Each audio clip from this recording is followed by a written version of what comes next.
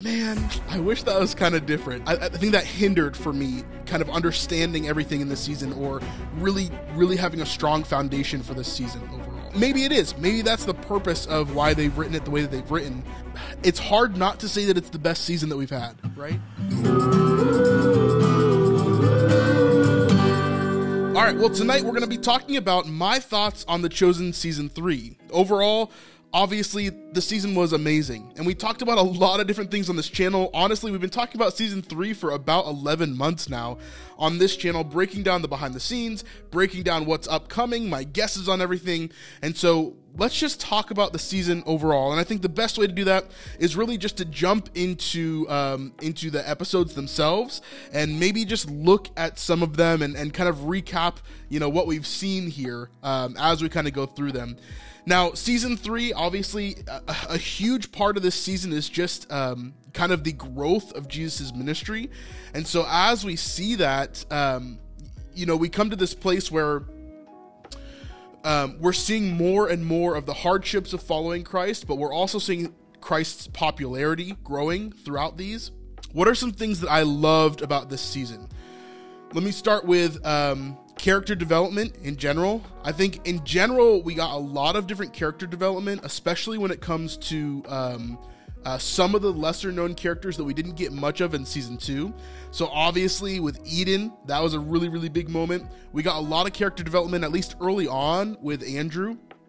And the beginning of the season really felt like it reminded me a lot of the earlier seasons of The Chosen, right? The first 2 seasons of The Chosen.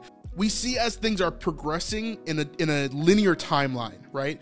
And I think oftentimes as we look at The Chosen and as we kind of figure out, what's going on here, as we got into Season 3, that began to change a lot, which we're going to talk about in a second. But we see as everything kind of evolved very quickly in Season 2. So as we get to Episode 2, we come back to like the timeline, right? Everything's kind of in order again. It's right after the Sermon on the Mount. Everybody's kind of finding their homes in Capernaum. But as we go on in the furthering of the episodes, there is more of these time gaps, and the timeline just seems to get a little bit squirrely for me. This is a conversation that we had with David Tate and with Brandon Robbins as we were on the Israel trip. We talked about this quite a bit, talking about the timeline of what's kind of happening here and where everything is. And it makes it a little bit difficult for me to understand where we are in terms of Jesus' ministry or what's kind of going on there. And now we see more of these character development moments, obviously with Simon Z, with the Romans. All of this different stuff is coming out and continuing to grow, which is great. We see a little bit of Rhema, although obviously we don't see her really again past this point in the season. She's only in these first couple episodes, and then she goes off back to her father. And then we get mention of her, but we don't really see her again. So that character development is kind of halted. We hear a little bit about it from Thomas at the end of the season, but not very much beyond that. And so like we're seeing this character development. Like I said, the first 2 episodes feel a lot like the first 2 seasons, and it feels very linear. It feels very grounded. Let me say it that way. And so we get this amazing scene here. I love this scene with the 2x2 explaining what's going on, what they're going to be doing, and all of that. We get the kind of aftermath of that as they're preparing to leave and go out. This conversation with Thomas and Rhema. And then the end of the episode, right, where they all pray, they see Gaius, all that kind of stuff. So I'm kind of going through these to show you guys, reminding you guys of what the episodes are like, reminding you guys of why these things are kind of popping up the way that they are. Now, in Episode 3, this is when things for me began to get a little bit squirrely. And I don't mean bad, right? I don't mean bad by squirrely. What I mean is I could see how a lot of people could start to get confused, especially with the timeline of things. Now, we often will give grace to an Episode 3 of The Chosen, specifically because we know that Episode 3s are going to be different inherently. Dallas writes them by himself, at least this one. He said he's not going to do it in the future like that, so we'll see how that goes. But generally, he would write these episodes himself, and they would be different than the rest of the season. They would be focused on a specific character or a specific moment, or just have a different tone to them overall. So in Season 1, we got the scenes with the little children that were coming to Jesus. We got that whole episode. And then in season 2, we get another episode all about the disciples, right? And how they're interacting with each other. And we see as, we get a different perspective of the disciples and how they interact with each other and how they're interacting with Jesus' ministry and what's going on there. They're seeing him heal openly and publicly for the first time, and all of this stuff is happening to them, but they're still having quarrels and issues within themselves, right? And while, yes, I do agree against the current, while I do agree that episode 3 is amazing, it begins this trend of kind of like wonkiness and kind of the timeline for me just falls apart a little bit starting here, but it's not the worst here for sure. So as we walk through episode 3, obviously amazing episode, focused completely on Jesus here. That's kind of the key point, is focused on completely on Jesus and completely on Nazareth and how he's not going to be able to go back to Nazareth at some point. Obviously, we get these amazing scenes with not only Rabbi Benjamin, but also Lazarus and Mary and Martha, some of my favorite characters, really amazing stuff. But we continue on and finish out this episode. We see him as he speaks in the synagogue, and then he's kicked out. He's brought to the precipice, and then he goes back to his father's tomb. Now, one of the interesting things that we didn't really talk about in any of our breakdowns, I don't think, is because Joseph would be in this tomb, at least in Jewish history. If Jesus is here at the tomb, let me see if I can find the scene exactly where. So if Jesus is going to this tomb and Joseph is actually still in this tomb, that means that Joseph has probably been dead for less than a year. So timeline-wise, we don't actually know historically when Joseph would have died. We know that he probably wasn't around because he's not mentioned during the crucifixion or any of Jesus' ministry or anything like that. So we know that he probably died at some point there, but we don't know when that would be. And so as we look at this section here, it's actually interesting because this would mean that Joseph would have been dead for about less than a year, because generally what would happen in Jewish society is that someone would die and then that body would be put into a tomb for a certain amount of time. Most likely that would be around a year, right? So a year would pass and then the body would decay, the bones would be left, and then they would take the bones of the body and they would put it in, what is the word? I just forgot the word. They would put it in a box. Which is, I can't remember the name of the word right now. It starts with an O. If someone can mention that in chat, that'd be great. But they would put it in a box, and then that's where they would keep an ossuary. Thank you so much. Thank you so much, Beth. They would put it in an ossuary, and then they would be able to house the bones in there, right?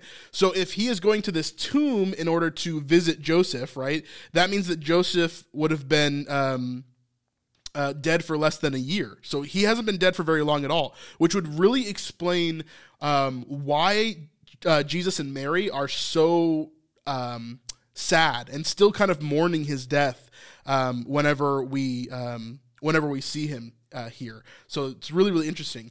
It's probably pronounced ossuary now that I think about it. But yes. Yes. Anyway, so we continue on. Episode 3. I loved this episode. I love the music in this episode. I thought they did so many things really great. I know some people had an issue with like the bridle and the weirdness of that. I didn't. I thought it was fine. I thought there was some biblical explanation for it that could be, at least. And I thought it was really good overall. Now, episode 4 is where it got a little bit strange for me. Not that it was strange, but it started a little bit weird. And it's not that I disliked this episode or I disliked the season beyond this point. But there are some things that I was like, man, I wish that was kind of different. And one of those things is the 2x2. I wish that there had been more of this. I wish that we could have dove into it a little bit more, seen a little bit more of them preaching, heard them kind of doing that, seen the change of them from before the miracles till after. Another big criticism that I have about the 2x2 overall is that we don't really see the camaraderie of any of the 2x2 brothers, right? So they're gone for at least a month, like a month and a half, maybe a little bit less than that. About a month they're gone on the 2x2 from the timeline that I can kind of figure out by watching The Chosen, right? They're gone for about a month. And so as we see that, these guys are supposed to be like brothers. Like if you've ever gone on a trip with anybody, right? And you have spent an elongated amount of time with friends or people that you don't even know. Like, for example, our Israel trip, right? Beverly just came on our Israel trip. Me and Vanessa just went, and I feel like I have garnered such a stronger relationship with David Tate and Brandon Robbins, being able to talk with them, being able to spend some time with them. Even our guide, Pilar, she was amazing, Messianic Jew, who has she's done tours for, 20 plus years. She's amazing. And so like now I have a great relationship with her because I know that we're going to be doing trips with her in the future. I got closer with Brandon and David. So these trips for me, like just spending that amount of time, which is like a little bit less than 2 weeks with these people, I feel like, we're family, right? Like I could reach out to these people at any time. They could reach out to me at any time. We really, really bonded, right? Beverly and Linda, if you look at some of our behind the scenes videos, you'll hear about Beverly and Linda. They became really, really good friends on our Israel trip. And so if they're gone off by themselves in this ministry life for a whole entire month, I wonder why we don't see as much of a camaraderie or a brotherhood as I would have liked to see. I don't think we really get that at all. We get some moments within the 2x2 itself, such as this moment with Big James and Little James. They kind of have a moment where they hug and they love on each other and everything. But we don't get that throughout the rest of the season.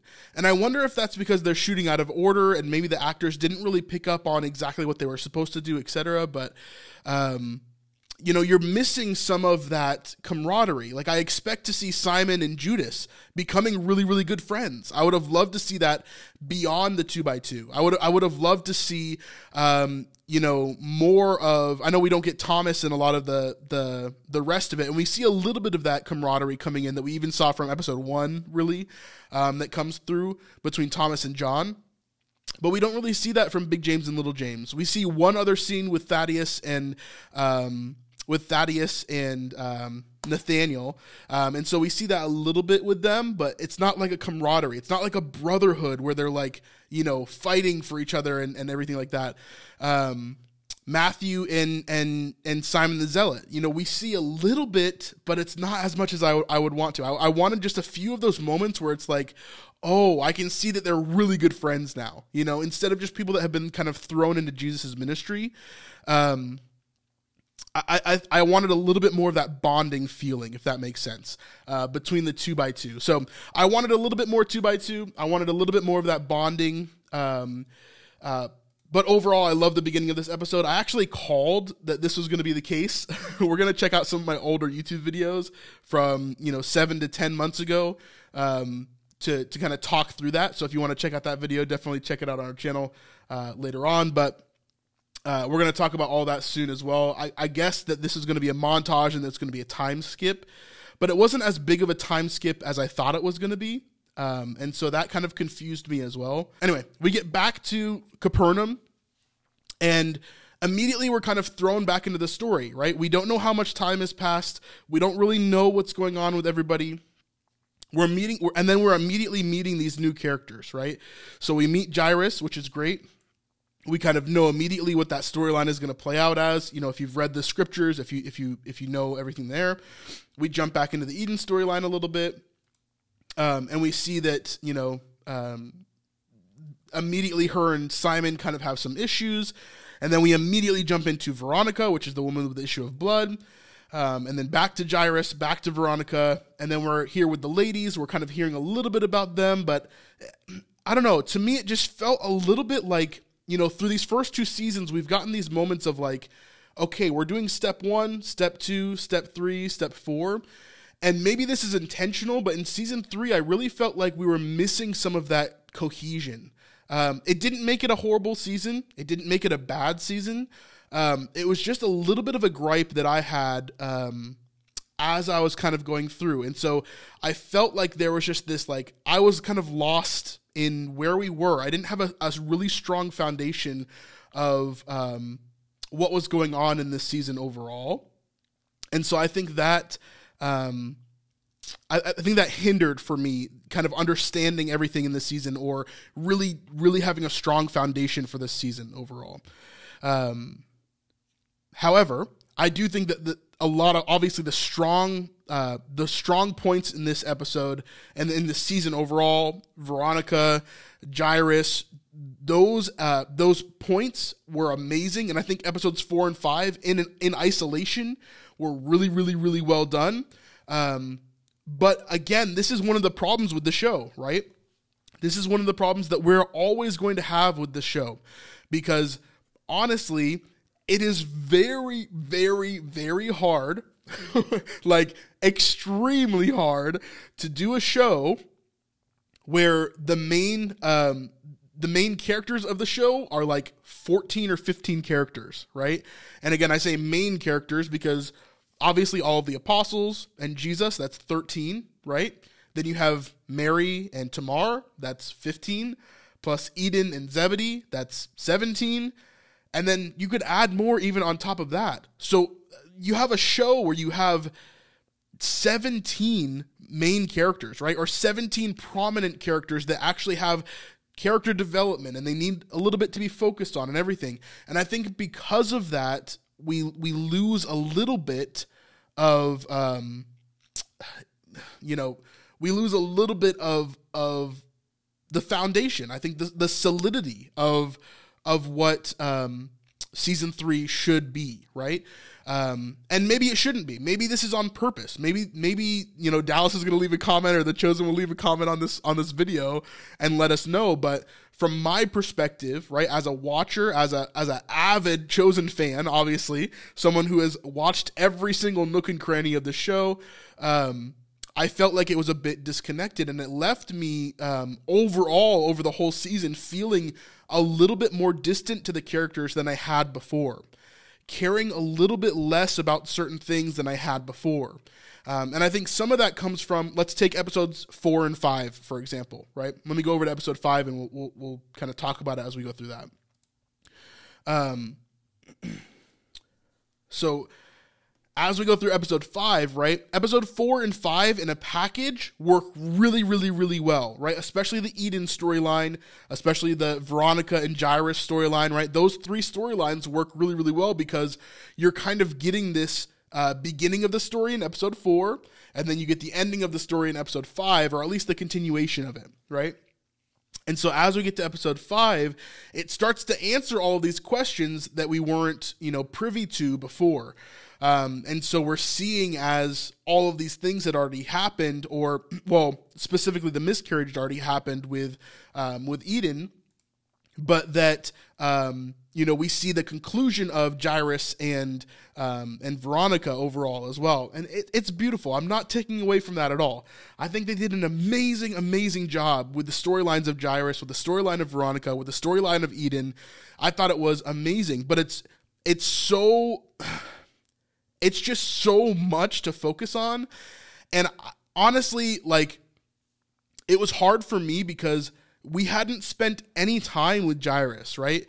And I think that The Chosen is doing a better job with someone like Gaius, right? So Gaius has this servant who is his son, who is going to be healed. We know that, right? Gaius is the centurion with the sick servant that Jesus is going to heal, right? We know that that's coming. But what happened in season 3? Well, they spent 2 or 3 episodes setting up that conclusion, setting up what's going to happen. And then they didn't have a payoff in season 3. That's probably going to come later, right? It's going to come in season 4. And so they've spent so much time really taking a lot of time to masterfully craft that story over a long period of time, because Gaius is a character that we really, really, really, really care about. And so it's going to be hard. Obviously, a Bible show is incredibly hard because there's so many characters to focus on. And remember, this isn't a Jesus show. I know that sounds weird, but at least in my perspective, this isn't a Jesus show. This is a show about Jesus through the eyes of his disciples, right? Through the eyes of those who have been following him. And so as we kind of look at that, we have to remember that this isn't just a show that's focused on one character, Jesus. It's focused on 12 characters plus their significant others, plus their friends, plus the other followers of Jesus that are significant, such as Mary and Tamar, plus their family with Zebedee and Salome and Dasha, right? Like, there are so many characters that are important in this because of their biblical significance, because of who they're related to or who they hold up to, whatever. It's just hard, and I don't think that The Chosen is doing a bad job by any means. I think they're doing an amazing job. This is still my favorite show, right? And it's a show that I love to dig into and talk about and everything. However, I don't want to glaze over I don't want to have to lie about how I feel about it, right? I still feel a little bit disconnected to Jairus or to Veronica, right? I know a lot of people had very powerful reactions to them. But for me personally, it was hard because we didn't really get to know these characters that well. We met them and we saw them, Jairus, a little bit more than Veronica. But really, we had, a 2-episode arc of these characters coming in and out. But what are you supposed to do? Are you supposed to have a whole season of an arc of just Jairus and Veronica? No, of course not. You have to have different levels of miracles that are kind of happening. And I totally understand that as well. I totally understand that you can't have, 6 episodes of these random miracles that are going to come up just so that you have the most amount of feeling in that moment. However, you're going to have these different levels. So you have like the random people that come up to Jesus and are healed that we don't ever care about again. You have the middle people, which is like Jairus and Veronica, where you have kind of a longer storyline, maybe over 1 or 2 episodes, but then they're eventually healed, right? Then you have the long-term miracles, right? This is someone like Mary Magdalene, where we see her kind of falling away over time. And while she has these kind of couple episode arcs throughout season 2 and so on, we're seeing her progression from season 1 all the way through, and that change in character and who she is, and that is the miracle overall, right? Or someone like Simon. Throughout this whole entire season, we're seeing that build up from episode 1 essentially, or episode 2 essentially. Well, really episode 1, because we start talking about family planning and all of that stuff pretty immediately. And so we go from basically episode 1 all the way to episode 8 with Simon and Eden in mind. And so it's a totally different way of thinking about it overall. So I hope that this is not coming off as like mega negative, because it's really not. But I do want to talk about it overall and let you guys know my feelings about it, and how I felt about the season. One of the big things I think that disconnects a lot of the season is how often Jesus is just gone. Yes, I know this happens a lot in scripture. Yes, I get that he would often go off to his, alone places. But it does make for a very disconnected feeling, because in season 1 and 2, generally, right? Generally, not all the time, but generally, we would have from episode to episode basically exactly where we left off. Even in season 2, as we get into season 2, and even from season 2 into season 3, we get this very grounded moment of like, okay, we're picking up exactly where we left off in the last episode. So as we go from season 1 to season 2, we have the woman at the well, and then we're in Samaria. And then what happens? Okay, we're in Samaria in season 2. That's where we begin the episode. And then we kind of go through, and they're in the wilderness. We go to Jerusalem. We go to these different places. But it's always kind of grounded in where they are, or who is together, or kind of what's going on there. The second that we hit the 2x2, time kind of splits a bit, and we kind of fall out of that a little bit, where time starts making not as much sense. For example, the festivals, right? So if you look at the timeline of The Chosen overall, in season 3 and season 2 and season 1 and season 2 make a lot of sense in terms of the biblical calendar, in terms of the Jewish calendar, in terms of what we're kind of going through timing wise, right? But as we get to season 3, it kind of gets a bit wonky, such as we celebrate a lot of different festivals within this season, right? So let's think through what we have here. In episode 3, we have Rosh Hashanah, which is the Jewish New Year, right? And then beyond that, we have Purim, Before that, in season 2, we had the Festival of Booths. If we understand the festivals that are taking place, these take place just like we have holidays, right?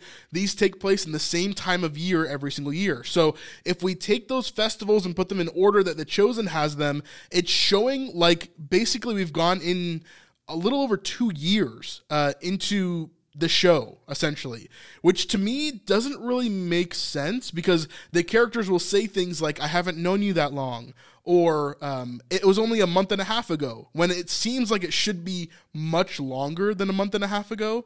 And so the timing doesn't really make sense. And I know at the beginning of The Chosen, episode 1, they made it very clear that they're going to switch timelines, they're going to move things around. But for the sake of the foundation of the show and making it feel solid, I think this hurts it a little bit because it moves around the timeline so much. And so the disconnects were kind of there for me. Now, I'll be done complaining, okay? I'm really not trying to complain. I just want to kind of share my thoughts and make sure that, that they're heard overall on our channel.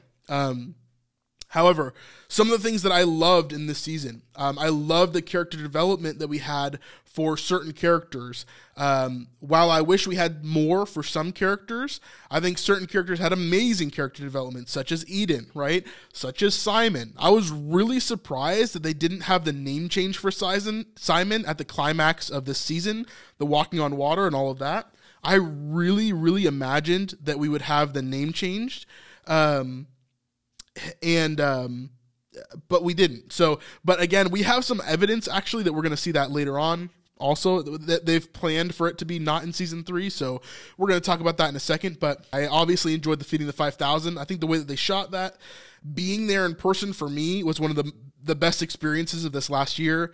Really, really, really amazing. Against the current, I'm sure you agree. I know you had a long day there, but but it was amazing just to be able to see how the team worked together, to be able to meet a lot of the cast and crew, to be able to make some connections that we made. Really, probably the most valuable few days of our entire year for me and Vanessa were at the Feeding the 5,000. And so that was huge, huge, huge for us. But I love how it was shot. I love how everything kind of came about with that. It is interesting how they connected the Feeding the 4,000 and the Feeding the 5,000. However, I love that scene overall. The walking on water / the calming of the storm, it seemed like those two things were merged together as well. I thought it was very well done. I think the miscarriage and having all of that was extremely well done. I think they handled it very sensitively. I think the realism of the marriage scenes between Simon and Eden were masterfully done. Really, really, really amazing stuff.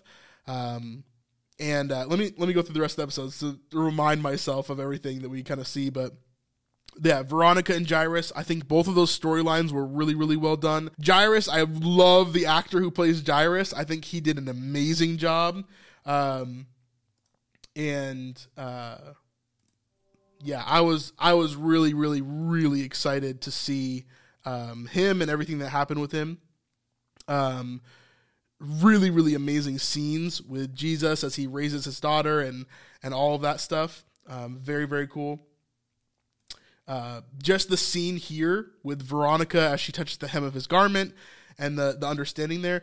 I thought that was really, really well done. There were some parts of it that I thought were kind of iffy. For example, right here. But again, we see the setting up of Gaius here, right? This moment here where he's like, who touched me? But she's like right there. It reads differently in the scripture for sure. So for me, it was kind of a little bit off. Both me and Vanessa were kind of like, not so sure about that. But the overall story of Veronica, I thought Z, who plays her, did an amazing, amazing job.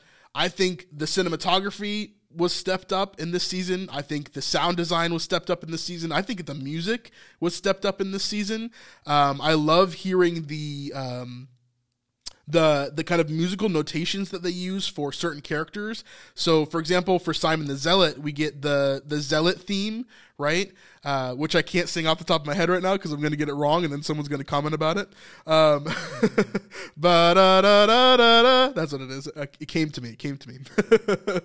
But then we also got a brand new musical theme this season for Judas, which was kind of a cool character development moment. The musicians of the show actually confirmed my guess that Judas's musical theme was actually revealed. I nominate Judas. Right here. His experience would suit us better. Dum da dum.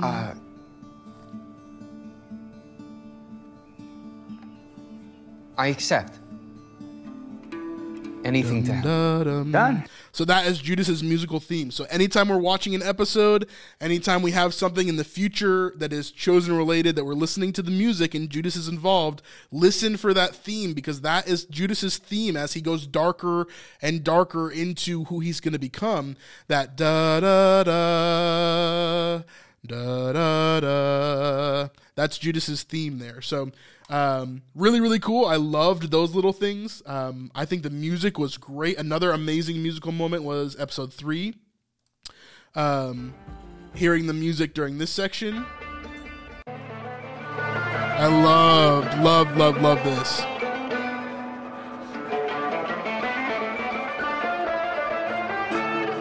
And I won't play too much because, you know, music always gets us copyright claimed or something here, so...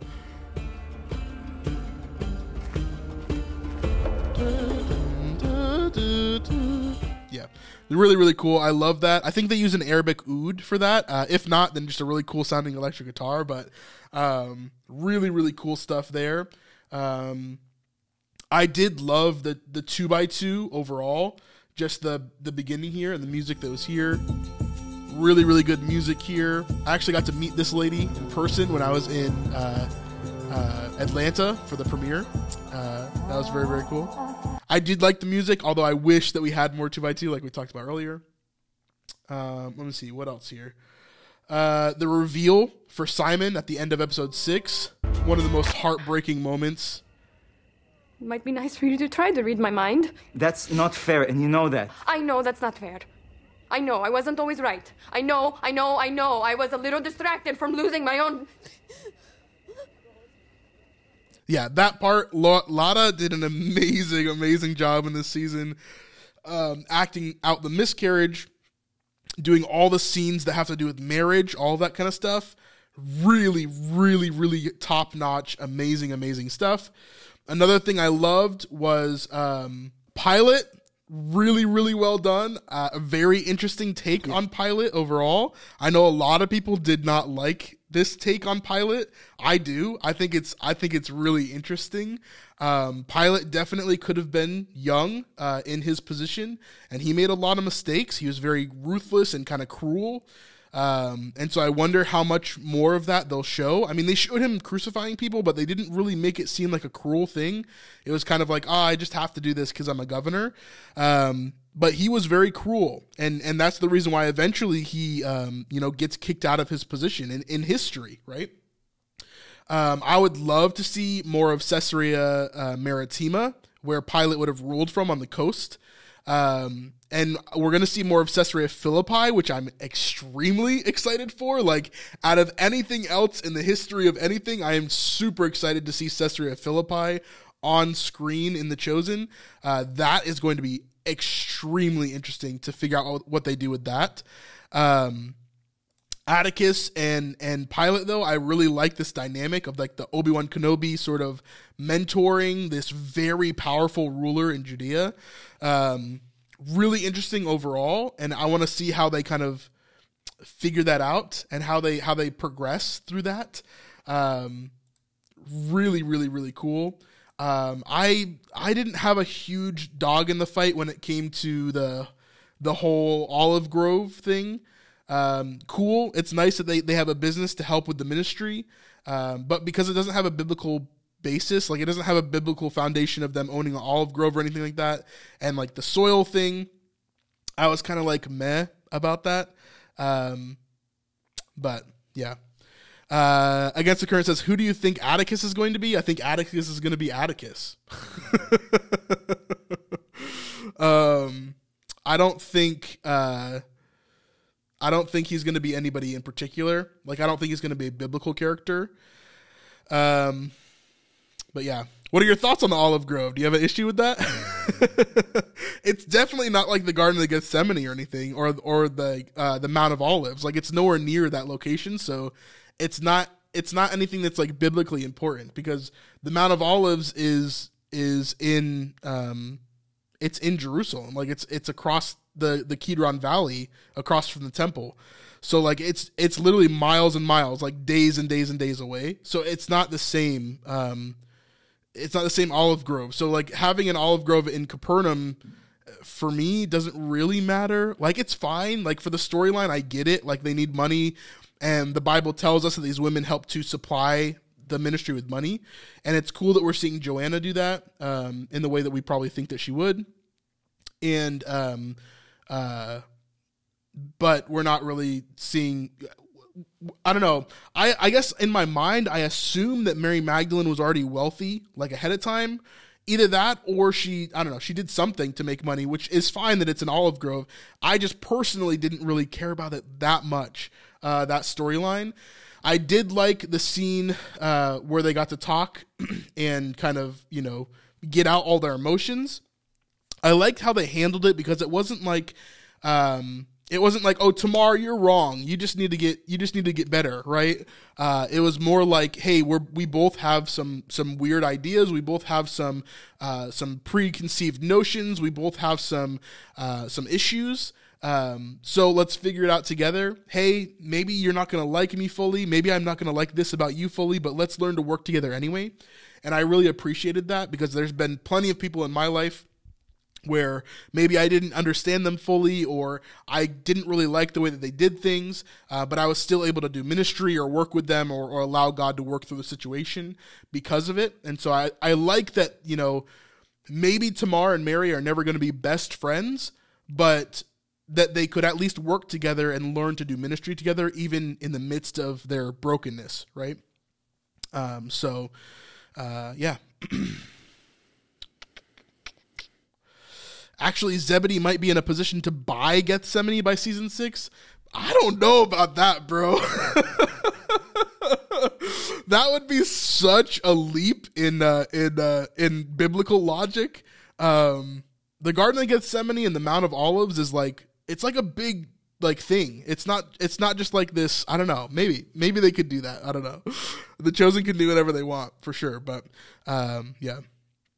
Let's see. I personally thought the drama between Mary and Tamar was a tiny bit forced to have something else to do with the characters. I thought it was needed overall. I think it's good character development, because it allows a lore dump from Tamar. So it gives us more information about who Tamar is and why she's there, and kind of her background, which is good. I really like that they did that. But maybe I could see that it's a little bit forced, but I thought it was a really good scene overall. I thought it was really well written, and obviously the actresses do an amazing job. I have spent a lot of time, talking about The Chosen Season 3 specifically. I've been diving into the behind the scenes and everything else for 11 months now, basically. So for 11 months, we've been focused on when Season 3 was going to start. We've been focused on all the behind the scenes of Season 3, making all of our guesses, all that kind of stuff. But finally, Season 3 is out, and here are my final thoughts on Season 3. Season 3, I would probably rate it... it's hard not to say that it's the best season that we've had, right? It's really, really hard not to say that. The only reason why I have trouble and why I'm even thinking about rating it 2 out of 3 is because of the disconnection that I feel between the characters and between the timeline and all of that. It makes it really hard for me to connect with certain things. So like, I felt very disconnected from Jesus throughout this season, where, like, he's just not around that much. And when he is around, he has these very powerful moments, but it's almost as if we're not as connected, which makes me feel like the disciples aren't as connected. And I know that's not the case. Maybe it is. Maybe that's the purpose of why they've written it the way that they've written. But I don't know, with all the things that they did this season, the huge scene with defeating the 5,000, the massive scene that they did, obviously with walking on water, all of that stuff. I don't know, man. I think I have to say that this is the best season so far, with a very close season 2 being number 2, and then season 1 being last right now, because the scenes were just so amazing in this. I think they did a great job with VFX and everything else throughout this season, better than ever before. Having the new sets is such an upgrade. It's such like a power boost, and I'm sure that season 4 is gonna be even more of that. I hope you like this small piece of our weekly live stream. If you want to see the whole thing, just like always, you can go to our Patreon at patreon.com/thesnipelife. This is the best way to help support us, and you get to see the entire live stream where we have interaction with chat, answer questions, and do a bunch of different stuff on there. It's your choice whether you want to support $5, $10, or $25 a month, and this is really the best way to help support us on this channel and help us to make more videos just like this. Anyway, we'll see you on the next one. Peace.